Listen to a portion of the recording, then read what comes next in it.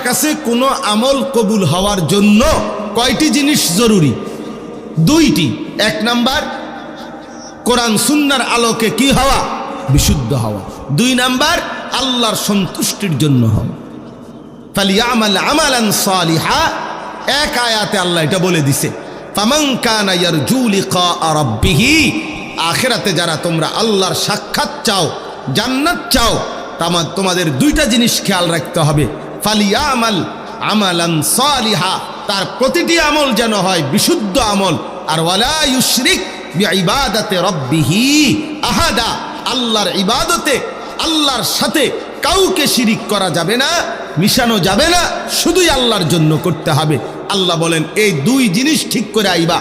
এক, বিশুদ্ধ আমল। দুই, আমি আল্লাহর জন্যই শুধু আমল। তাহলে আমি আল্লাহ আমার দিদার জান্নাতে তোমাকে দান করব, আমি তোমাকে আমার সাক্ষাৎ দেব, আমি তোমাকে আমার সাক্ষাৎ দেব, তুমি আমাকে দেখবা। ইলা রব্বিহা নাদিরা, আল্লাহ কোরআনে বলছে বান্দা দুই চোখে আমি আল্লাহকে সচক্ষে দেখবে। সুবহানাল্লাহ, আল্লাহকে দেখবে। এই জন্য বাপ আমরা আমাদের আমল দেখেন, আমাদের কওমি উলামায়ে কেরাম, আপনাদেরকে বুঝার জন্য বলি বাবা, ঝগড়ার জন্য না। আমাদের এই কওমি মাদ্রাসার আলেমরা যুগ যুগ ধরে আমাদের এটা নীতি, আমরা কুফরের বিরুদ্ধে, শিরিকের বিরুদ্ধে, বিদআতের বিরুদ্ধে আমরা দিবানিশি বলি। আমাদের পূর্বপুরুষরাও বলেছেন, আমাদের আগে আমরাও বলি। আমরা বিশ্বাস করি যে কোরআন সুন্নাহর খিলাফ কোনো কাজ আখিরাতে কাঙ্ক্ষিত কোনো ফলাফল আনবে না, ফলাফল আনবে না। যত সুন্দরে লাগো, একের মানুষের ডুইলে ফইরা যাক, মানুষের একের কাইন্দা গইরাই এলাক, শিক্ষার দোক মানুষ বলে যে না, মানুষ একের শিক্ষারে মাথা আলগি দিয়ে লাইছে বা রাস্তা আলগি দিয়ে লাইছে। না, শিক্ষার দিলে হইতো না, মানুষ গইরাইলে হবে না, কোরআন সুন্নাহ মতো হইতে হবে, কোরআন সুন্নাহ মতো হইতে হবে। এইটা আমরা বলি। এই জন্য আমরা অসংখ্য বিষয়ের ক্ষেত্রে আমরা এটা বলি যেটা শিরিক। আমরা অনেক আমলের ব্যাপারে বলি যেটা বিদআত, আর তখনই আমরা গালি শুনতে হয়। কিন্তু আমাদেরও সিদ্ধান্ত এটা, আমার কিছু করার নাই। আপনি আমারে গাইলান নইলে কইনান, কিন্তু আমাকে তো বলতেই হবে। এটা আমাদের ইলমের জিম্মাদারি, এটা আমাদের ইলমের আমানত। কিছুই করার নাই আমাদের। বিশ্বাস করেন আসলেই কোনো উপায় নাই, কোনো উপায় নেই। যেটা সুন্নাত না, যেটা রাসূলুল্লাহ সাল্লাল্লাহু আলাইহি ওয়াসাল্লামের তরিকা না, যেটা সাহাবায়ে কেরামের তরিকা না, আমরা এটা বেদাত বলেই যাব। আপনি আমারে কি কইছেন গাল্লি দিয়া, এটা আমার শোনার দরকার নেই। আপনি কোন আমারে ওহাবি, ওহাবির আব্বা, ওহাবির চাচা, ওহাবির শালা, ওহাবির দুলাভাই, ওহাবির খালু, ওহাবির দাদা, ওহাবির শাস্তো ভাই, ওহাবির বঞ্জামাই, তুই যেটা মনে এটা কবে না, তুই বেটা তুই কবে না, তারও কিছু থাকলে কবে না, ওহাবির 14 গোষ্ঠী কবে না তুমি। অবশ্য আমার কইলে কোনো কিছু করার নাই ভাই, তুমি কইতারো, তুমি শিক্ষারে যদি মাইকো নামাও, আমার পক্ষে আর কিছু করার নাই, কারণ আমি বলতেই হবে এটা বিদআত, এটা আমার ইলমের আমানত, এটা আমার ইলমের আমানত। আমাকে কোনো উপায় নেই স্যার। হুজুর যে যেটা করে মাইতেন না, যে যেমনে চলে চলতে দেন, ফেতনা করেন। আমি অনেক জায়গায় বলছি, মিয়া যে যেমনি যেটা করে তার কাউরে কিছু না বলা, এটাই তো মূল ফেতনা। ফেতনাই তো এইটা বেটা, ও কাউরে কিছু কইতো না, যে যেমনি যেটা করে। তো যে যেমনি যেটা করলে কোরআন শরীফের আর দরকার কি, রাসূলের আর দরকার কি, কোরআন সুন্নাহর আর দরকার কি? যে যেটা করে এটাই করুক। তাহলে কথা বুঝেন নাই কথাটা? হ্যাঁ, যে যেটা, কেউ পাঞ্জাবি এমনি গাও ফরব, কেউ উল্টাইয়া ফরব, তো অসুবিধা কি? কেউ গেঞ্জি মাথা দিয়ে লাগবে, অসুবিধা কি? যে যেটা করে আমার সমস্যা কি? এটা বুঝি কোনো কথা হইল? যে যেটা করুক, চলতে দেন, ফেতনা করেন, এটা মুনি ফেতনা। আমি এক জায়গায় বিয়ে পড়াইতে গেছি, আমার পরিচিত জন বেটা, আমি বললাম এভাবে সুন্নাত তরিকার বিয়া, হেইতে স্যুট পরা, টাই পরা, কোট পরা। হে কয় হুজুর এখন এই সমস্ত বিষয় নতুন করে বলিয়া ঝামেলা করতেন যাইয়েন না, যেটা চলতেছে এভাবে চলতে দেন। পরে আমি বললাম দেখেন, এটা তো অবশ্যই যুক্তিসঙ্গত কথা, যেহেতু আমারটা এখন ঝামেলা লাগতেছে আপনার কাছে, মেহেরবানি করে বিয়েটা আমনে পড়াইলেই ভালো হয়। আমি আলহামদুলিল্লাহ ভাত খাইছি, ভাতের বুঝ হইয়া গেছে আমার। হ্যাঁ, আমি ওই সময় খানা খাইয়া লাইছি আর কি, আল্লাহ দয়া করছে আমি ভাত খাইয়া লাইছি। তাই বলে আমার খানার বুঝ হইছে ভাই, আমার কোনো আপত্তি নাই, আমিও ঝামেলা করতে চাই না, আমি তোলে যাই আমনে কম, আমরা কি আর এটা পারিনি। তা আমি বলে আপনি পণ্ডিতি করলেন কি বিষয়ের উপরে, আপনি চিনছেন না মানুষ? হ্যাঁ, পাগলামি সব জায়গায় আছেন, চালাকি সব জায়গায় মাতবুরি করতে নাইছেন। তাহলে সে কিছুই জানো না, তুমি মূর্খ বেটা। তুমি বলতে আসো যেটা চলতে সেটা চলতে দেন, তো এটা নি ঠিক নাকি কোরআন সুন্নাহ পেশ করা এটা সঠিক? এই জন্য এটা জরুরি বিষয়। আমরা উলামায়ে দেওবন্দ আমাদের এলেমের আমানত মনে করি। আমাদের পূর্বপুরুষরাও অসংখ্য মানুষের যতজন যতভাবে বিরোধিতা করছে, আমাদের আসলাফ ও আকাবির কোনো দিন পরোয়া করে নাই। নতুন আমাদের বর্তমান উলামা ওনারাও পরোয়া করে না। আগামীতেও আমাদের সন্তানরা ইনশাআল্লাহ অন্যায়ের বিরুদ্ধে, কুফরের বিরুদ্ধে, শিরিকের বিরুদ্ধে, বিদআতের বিরুদ্ধে আমরা বলেই যাব, বলেই যাব, বলেই যাব, বলেই যাব ইনশাআল্লাহ। ঘরের শত্রু যদি, ঘরের কেউ যদি দুশ্মনী করে, ইসলাম বিরোধী করে, আমরা তার বিরুদ্ধেও বলি, বাইরের কেউ করলেও তার বিরুদ্ধে বলি। আমরা এই জন্য আমরা কাউকে উলামায়ে দেওবন্দ কোন ভ্রান্ত, কোন গোমরাহকে ছাড়ে না। এটা উলামায়ে দেওবন্দের আজীবনের রক্তে মেশা বৈশিষ্ট্য। এই জন্য আমরা সাদ নামের ওই ভণ্ডকেও ছাড়ি নাই। আমরা,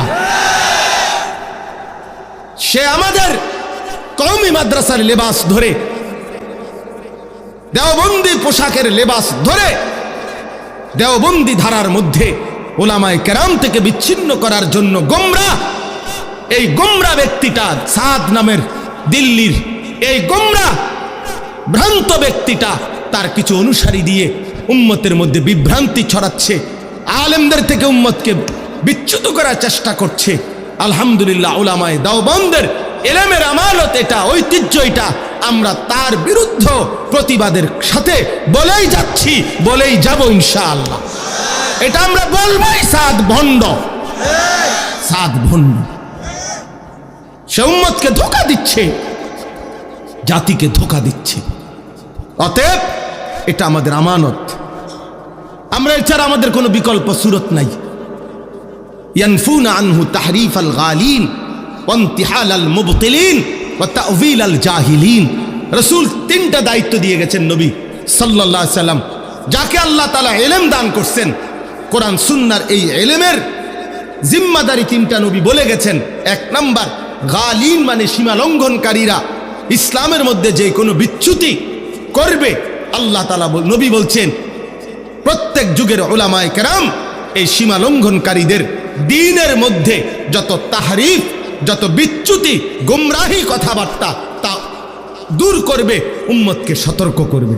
দুই নাম্বার, ওয়ান্তিহাল আল মুবতিলিন, যত বাতিল যখনই যত চক্রান্ত করবে, এই বাতিলের চক্রান্ত উম্মতের কাছে তুলে ধরবে, ধরায় দিবে, এটা উলামায়ে কেরামের দায়িত্ব। ওয়া তা'ওয়িল আল জাহিলিন, অজ্ঞ মূর্খদের ভুল ব্যাখ্যা উম্মতকে সচেতন করে দিবে এই ভুল ব্যাখ্যার বিরুদ্ধে, এটা উলামায়ে কেরামের দায়িত্ব, এটা দায়িত্ব। আমার একজনে বলল যে হুজুর জুমার খুতবা, হ্যাঁ আপনার মুসল্লিরা বোঝে না, এই জন্য জুমার নামাজের খুতবাটা পুরাটা বাংলায় পড়া উচিত। অনেক পণ্ডিতরা চালুও করছে অনেক জায়গায়, পুরা খুতবা বাংলা বাংলা বলে, অর্থাৎ ওই যে দাঁড়াইয়া যে দুইটা খুতবা পড়ে এইটাই বাংলা পড়তে হবে, এটা বোঝে না বেশি। তা আমি বললাম যে এটা কি ইনসাফের কথা হইলুনি, যে বাংলা আরবিটা বোঝে না এই জন্য বাংলায় খুতবা পড়তে হবে কেন? বরং আপনি এর উল্টোটা প্রচার করেন। আপনি যেটা উল্টা করলেন এটা না, বরং উম্মত যেন খুতবা শুনতে তার আরবি লাগেই, তাহলে উম্মতের প্রতিটা মুসলমানকে আরবি শিখার প্রতি আরো আগের চাইতে 100 গুণ বেশি উৎসাহিত করেন। কথা বোঝেন নাই? এটা না আপনি কইবেন মি, আপনি এমনি এমনি না কইবেন, এমনি কনকা হেইতে এটা বোঝে না দেখে বাংলা করতো কি লেখা, না বাংলা করবো কি লেখা, তুই আরবি শিখবি বেটা,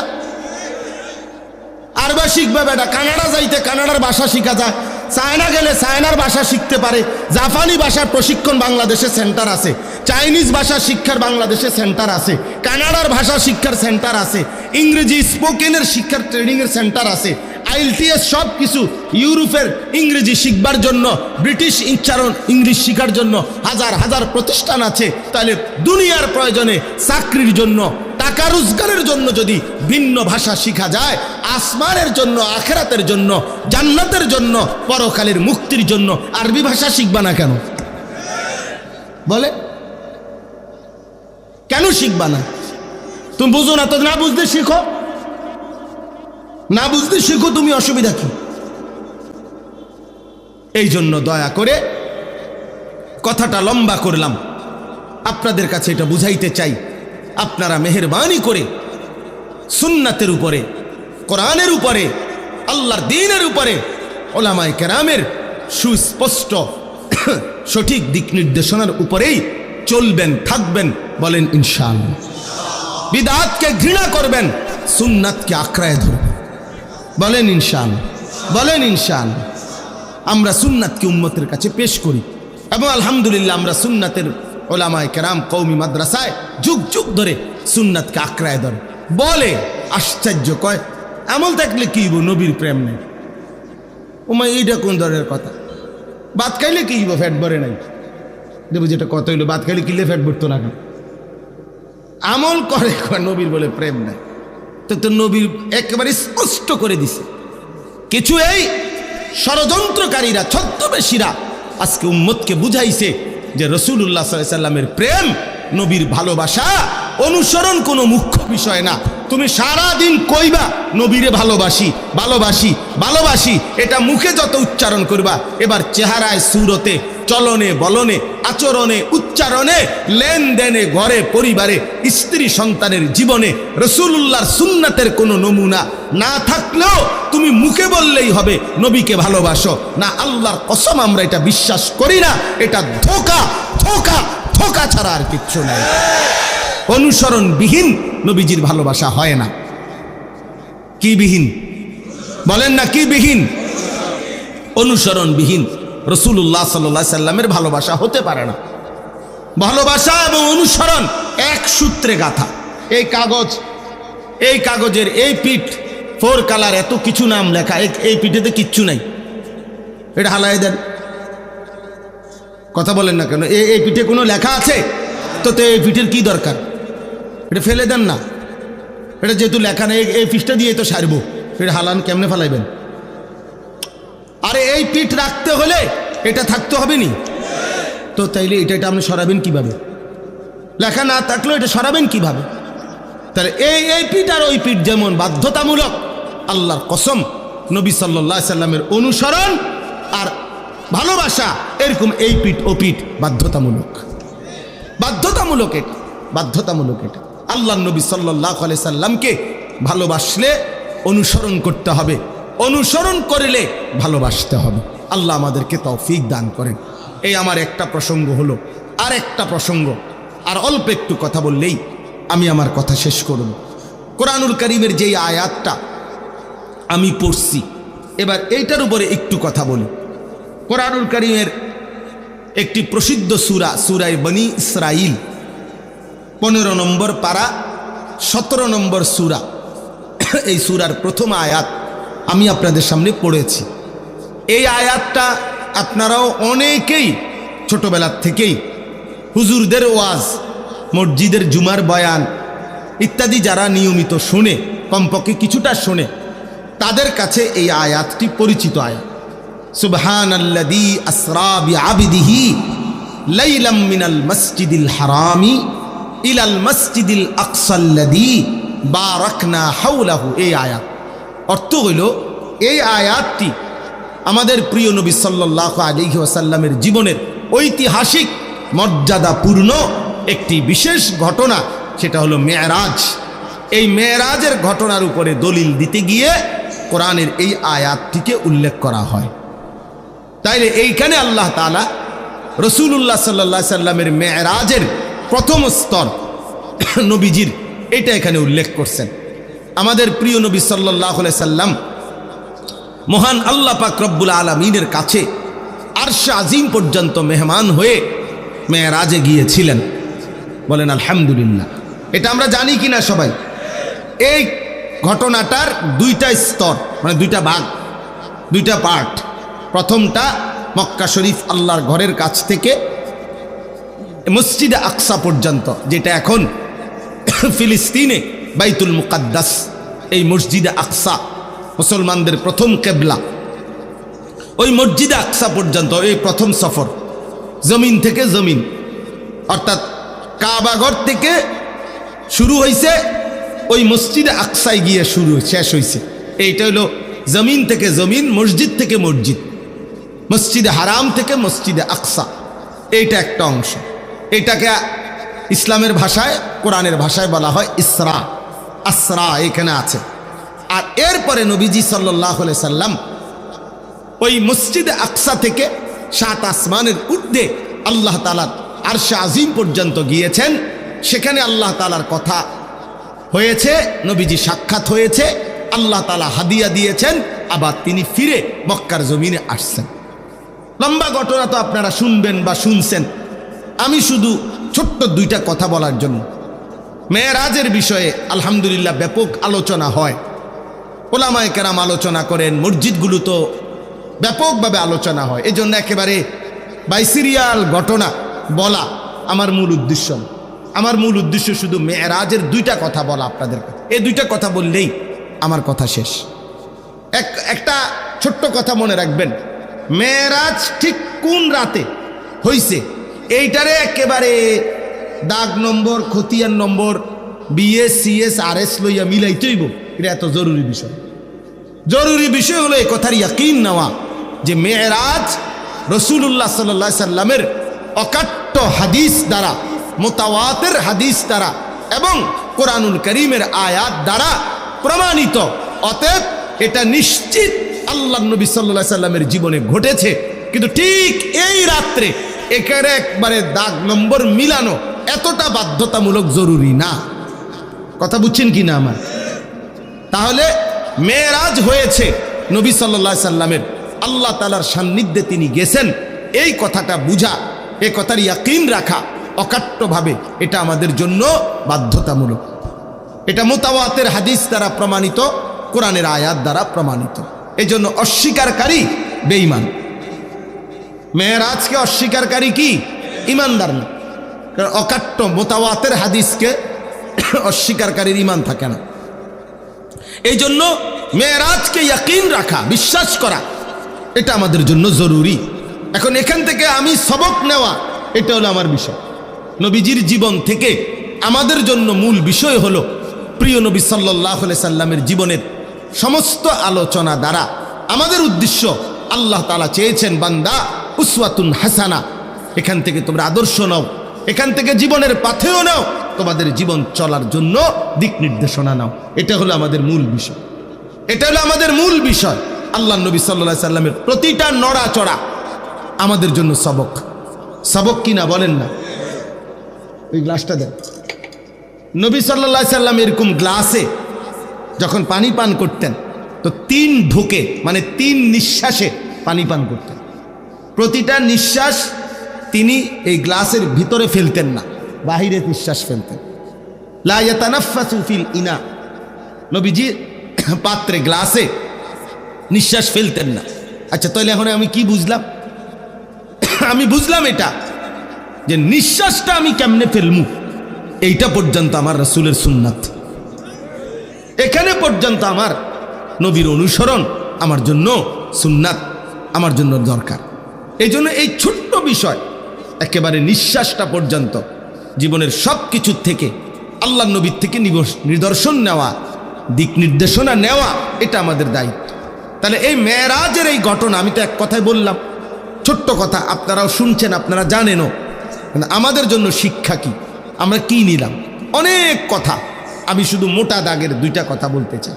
1 নাম্বার কথা হলো, আল্লাহ তাআলা নবী সাল্লাল্লাহু আলাইহি সাল্লামকে যেই প্রেক্ষাপটে মেরাজে নিছেন, ওই কথাটা বুঝাটা হলো এই, আমাদের প্রিয় নবী সাল্লাল্লাহু আলাইহি সাল্লাম কেন আল্লাহ ওনাকে মেরাজে নিলেন, এত মর্যাদা কেন দিলেন? আমাদের নবী সাল্লাল্লাহু আলাইহি সাল্লাম 40 বছর বয়সে যখন ইসলামের দাওয়াত শুরু করলেন, এই সেদিন থেকে বিরোধিতা শুরু হয়েছে। প্রথম দিনেই কি করছে? বিরোধিতা করছে। আবু লাহাব নবীজিকে মন্দ বলছে, এই বিরোধিতার সূচনাকারী। এরপরে একটানা 10 বছর, 40 থেকে 50, নবীজির এই 10টি বছর মক্কার জমিনে দিবানিশি কালেমার দাওয়াত দিছেন। আর এই মক্কার কুরাইশরা, কাফেররা প্রতিনিয়ত আমাদের নবী সাল্লাল্লাহু আলাইহি সাল্লামের বিরোধিতা করছেন,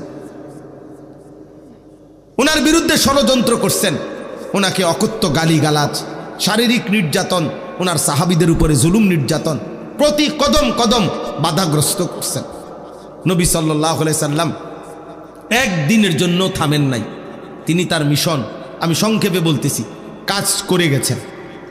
10ম বছর আইসা, নবুয়তের 10তম বছর, মানে নবীজির বয়স তখন 50। 40 বছর বয়সে শুরু করিলে তো 10 বছর পরে কত? কথা বলেন। এই 50তম বছরে নবীজি সাল্লাল্লাহু আলাইহি সাল্লামের 2 জন আপনজন ইন্তেকাল করছে। একজন হলো চাচা আবু তালেব, আরেকজন হলো নবীজির স্ত্রী আম্মাজান খাদিজা রাদিয়াল্লাহু তাআলা আনহা।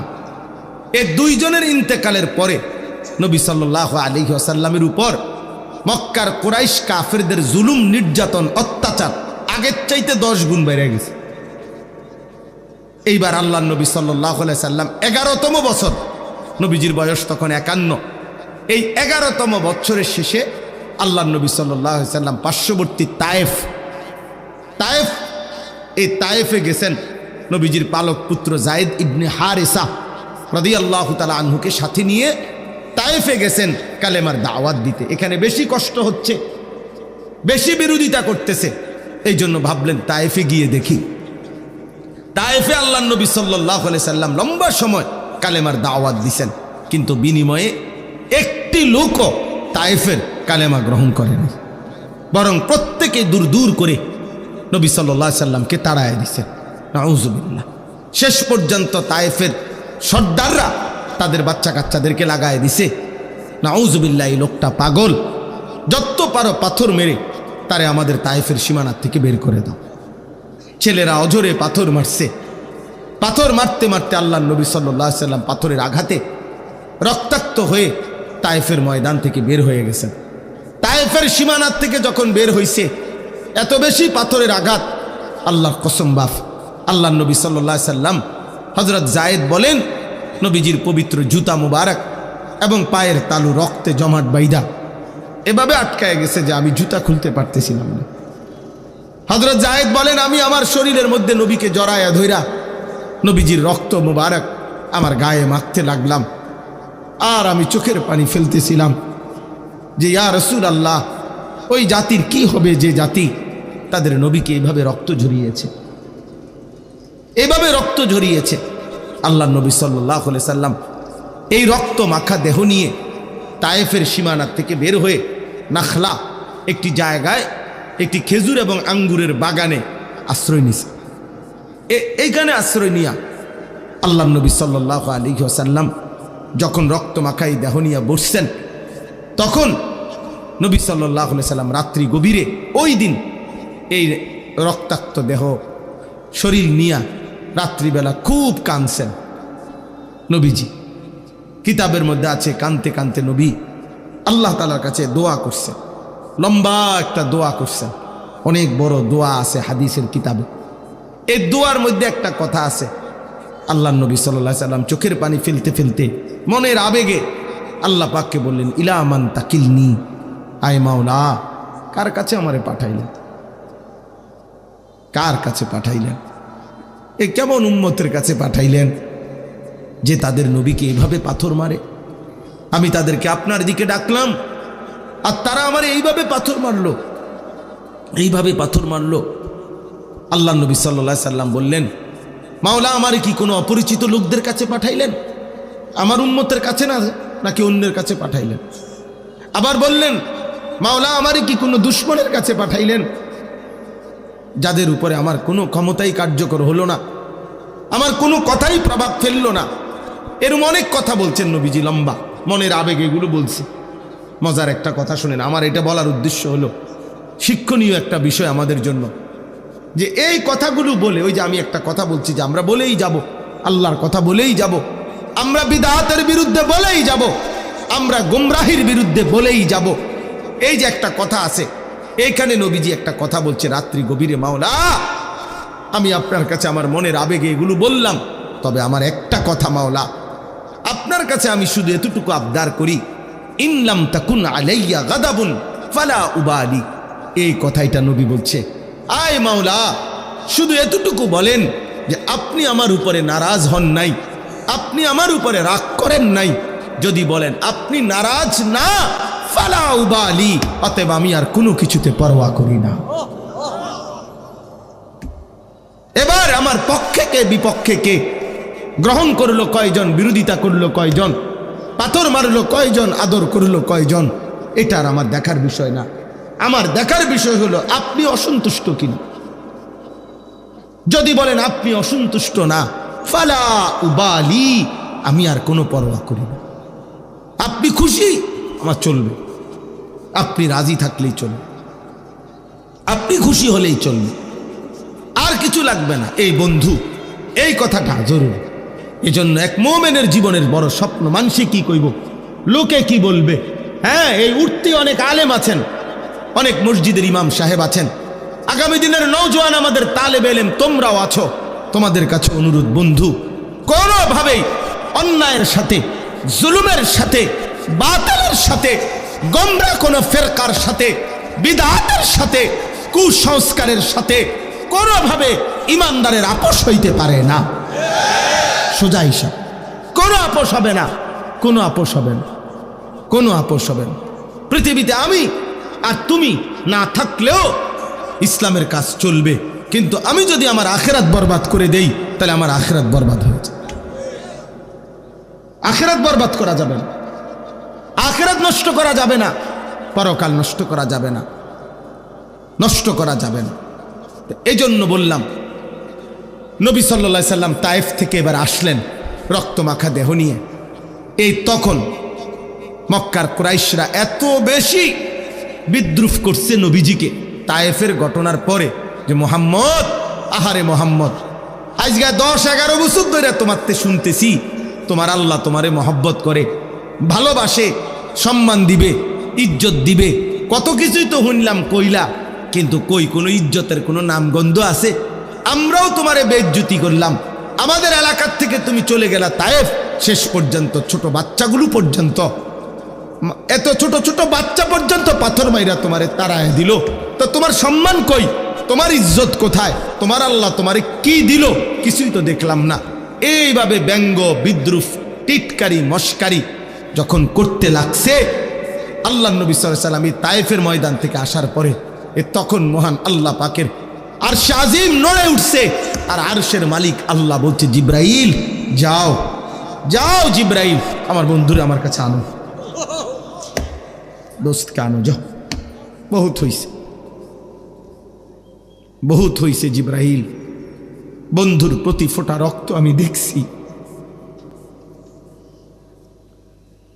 আমার দোস্তের প্রতি ফোঁটা রক্ত আমি দেখেছি, আমার বন্ধুর প্রতি এত ব্যঙ্গ, এত বিদ্রুপ আমি দেখেছি, শুনেছি। যাও জিব্রাইল, আমার বন্ধুকে নিয়ে আসো। ইজ্জত কাকে বলে, সম্মান কাকে বলে, মর্যাদা কাকে বলে, আজ আমি বন্ধুকে দেব আর গোটা পৃথিবীবাসীকে দেখাবো। মক্কারবাসী তোরা দেখবি ইজ্জত কাকে বলে। তো আল্লাহ তাআলা জিব্রাইলকে পাঠাইলেন, যাও নিয়ে আসো।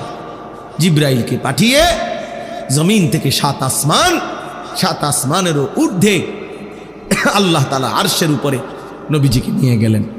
নিয়ে এই মেরাজে নিয়ে নবীকে আরশের উপরে দাঁড় করিয়ে বললেন, বন্ধু, গোটা কায়নাত, আমার সমস্ত সৃষ্টি, এমনকি আমার আরশ, সব এখন আপনার পায়ের নিচে, আর উপরে আসি শুধু আমি আল্লাহ, আর কিচ্ছু নাই, আর কিচ্ছু না, উপরে শুধু আমি আল্লাহ, এরপরে আপনি, এরপরে গোটা সৃষ্টি।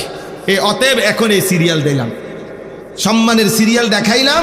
প্রথমে আমি আল্লাহ, তারপরে আপনি রাসূলুল্লাহ, তারপরে গোটা মাখলুক। বাদ আজ খুদা বুজুর্গ তুই কিস্সায়ে মুখতাসার। আপনার মর্যাদা সম্মান আল্লাহর পরে আপনার মর্যাদা আমি আল্লাহ আপনাকে সর্বোচ্চ মাকামে এনে আমি আল্লাহ তাআলা আপনাকে সর্বোচ্চ মর্যাদা সম্মান ইজ্জত দিলাম। সুবহানাল্লাহ। এখন আমাদের থেকে সবক, আমাদের জন্য সবক এটাই বন্ধু, আল্লাহর জন্য, দ্বীনের জন্য, কোরআনের জন্য, আল্লাহর বিধান বাস্তবায়নের জন্য, এই জমিনে মানুষকে আল্লাহর দিকে ফেরাবার জন্য, আল্লাহর পথে থাকার জন্য, চলার জন্য জীবনে যত বড় কোরবানি করতে হয়, স্ত্রী নারাজ হোক, ছেলে নারাজ হোক, মেয়ে নারাজ হোক, গ্রামবাসী নারাজ হোক, আমি আমার আল্লাহর হুকুম থেকে সরব না, আমার রসুলের সুন্নাত থেকে সরব না। এই কথাটাই বাবা যদি আমার কলিজার মধ্যে বসে, আপনাদের কলিজার মধ্যে বসে, আল্লাহ এবং তার রসুলকে আমি নারাজ করব না, গোটা সৃষ্টি নারাজ হোক বা না হোক, আল্লাহর কসম অবশ্যই আল্লাহ তাআলা ওই বান্দাকে দামি করবে, সম্মান দিবে, ইজ্জত দিবেই দিবে, দিবেই দিবে, দিবেই দিবে। সে লজ্জিত হবে না, সে লজ্জিত হবে না। এই জন্য আজকে আমরা অনুরোধ করছি, এই আজকের যত নওজোয়ান যুব সমাজ, কিশোর তরুণ নওজোয়ান, তোমাদের জন্য বলি, আমাদের প্রিয় নবী সাল্লাল্লাহু আলাইহি সাল্লাম এক এক ফোঁটা রক্ত ঝরিয়েছেন দ্বীনের জন্য, দুয়ারে দুয়ারে ঘুরছেন দ্বীনের জন্য, পেটে পাথর বাঁধছেন দ্বীনের জন্য, ইসলামকে সারা পৃথিবীতে পৌঁছায় দেওয়ার জন্য। অতএব আমরা সেই রসুলের উম্মত, কাজে আমাদেরও জিম্মাদারি আল্লাহর দ্বীন, আল্লাহর কালেমা গোটা জমিনে, গোটা পৃথিবীতে আমরাও ছড়িয়ে দেওয়ার জন্য প্রস্তুত, এবং এর জন্য আমরা কষ্ট সহ্য করব, বিনিময়ে অবশ্যই আমাদের আল্লাহ আমাদেরকে ইজ্জত দিবেন। এটা মেরাজের সবক, এটা মেরাজের শিক্ষা। বলে তো হুজুর আপনি এটা কই পাইলেন? আমি এটা পড়ছি সিরাতে মুস্তাফা হযরত মাওলানা ইদ্রিস কান্দলভি রাহমাতুল্লাহ আলাইহির লিখিত কিতাব। বলেন আলহামদুলিল্লাহ। আর শেষ কথা হলো, এইবার আল্লাহ তাআলা বলেন নবীজি সাল্লাল্লাহু আলাইহি সাল্লামকে যখন আল্লাহ তাআলা ওই মেরাজে নিলেন, বন্ধুকে পাশে বসাইলেন, আপন করে কথা বললেন, দাম ইজ্জত সম্মান দিলেন, সর্বোচ্চ জায়গায় নিলেন। এইবার আল্লাহ নবী সাল্লাল্লাহু আলাইহি সাল্লাম বললেন, মাওলা আমার উম্মতের জন্য কিছু দিবেন না? আমার উম্মতের জন্য।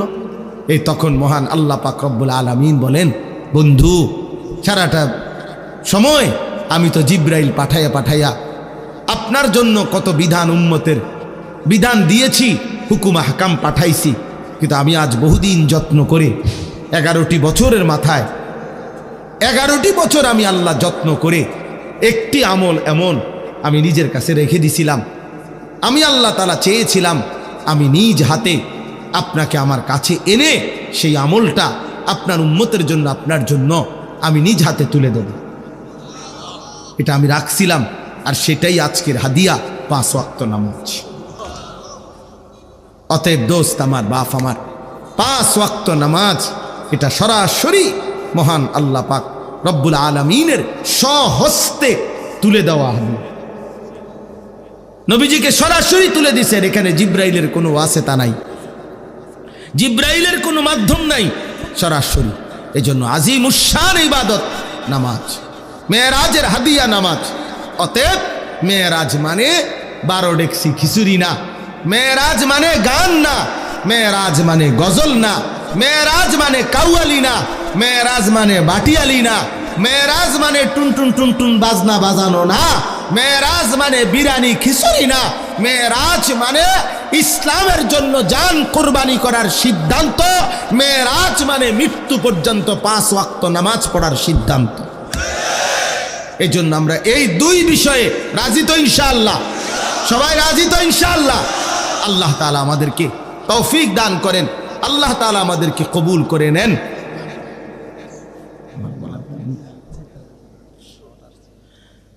আমরা প্রত্যেকেই এটা ইনসাফের সাথে আমাদের এটা ভাবা উচিত।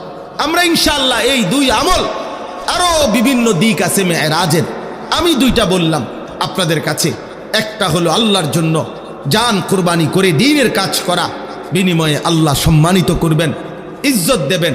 আর দ্বিতীয়টা হলো 5 ওয়াক্ত নামাজকে জীবনের তরে আগলায়া রাখা। বলেন ইনশাআল্লাহ? বলেন ইনশাআল্লাহ? আমার হুজুর আপনাদের একটা ছোট্ট আবদার আমরাও করি, আমরাও বলি আপনাদের কাছে, হুরুয়া ইব্রাহিমিয়া মাদ্রাসা আপনাদেরই প্রিয় মাদ্রাসা, দিলের মাদ্রাসা। আপনারাও জানেন, সবাই ভালোবাসেন, আমরাও জানি, মহব্বত করেন। এতটা মানুষ আপনারা জমে সুন্দর করে মহব্বতের সাথে বসছেন। আপনাদের কাছে আমার বিনীত অনুরোধ, মাদ্রাসার 4 তলার যে কাজ চলতেছে, সব সময় আপনারা দান করেন, আমরা জানি। মাদ্রাসায় আপনাদের দানে, আপনাদের ভালোবাসাতেই, আপনাদের সহযোগিতাতেই মাদ্রাসাগুলো ধীরে ধীরে আগাচ্ছে। আজকেও আমি অনুরোধ করি এই মোবারক মাহফিলে মাদ্রাসার এই 4 তলার জন্য সিমেন্ট রড সহ এই কার্যক্রমের জন্য আপনাদের একটু সহযোগিতা আমিও চাই। দয়া করে আপনারা প্রত্যেকেই মহব্বতের সাথে, একটু ইনসাফের সাথে মাদ্রাসার এই কাজে শরিক হওয়ার জন্য এখন যদি দাঁড়ান, বলেন যে ইনশাআল্লাহ হুজুর আমি রড দেব, অথবা সিমেন্ট দেব 10 বস্তা 5 বস্তা, অথবা নগদ টাকা দিবেন, অথবা পরে দিবেন, একটু মহব্বত করে যদি 2 মিনিট 5টা মিনিট বলেন, ইনশাআল্লাহ বরকত হবে। আল্লাহর জন্য খরচ করলে কোনো দিনও বান্দার এটা কমে না, এটা একেবারে পরীক্ষিত। এটা কোরআন শরীফের আয়াত। আল্লাহ বলছেন আমি সাদাকা বৃদ্ধি করে থাকি, ওয়ুরবিস সাদাকাত, আমি আল্লাহ তাআলা সাদাকা বৃদ্ধি করে থাকি। অতএব আল্লাহর জন্য দান সাদকায় আপনি ঠকবেন না। মেহেরবানি করে ভাই, আল্লাহর ওয়াস্তে, আল্লাহর জন্যই চাইছি, আখিরাতের জন্য আপনারা মহব্বত করে দেন। হযরত মাওলানা কারি আহমদুল্লাহ সাহেব দামাত বারাকাতুহুমুল আলিয়া, হুজুর আমার সরাসরি উস্তাদ, ঢাকা মালিবাগ চৌধুরীপাড়া মাদ্রাসায় আমি হুজুরের কাছে পড়েছি। এই হিসাবে প্রতি বছরই আমরা এই মাদ্রাসায় যথাসম্ভব আসার চেষ্টা করি। মাদ্রাসার সাথে আমাদের হৃদয়ের সম্পর্ক, আর্থিক সম্পর্ক আছে। অসংখ্য অগণিত বুজুর্গ আল্লাহওয়ালা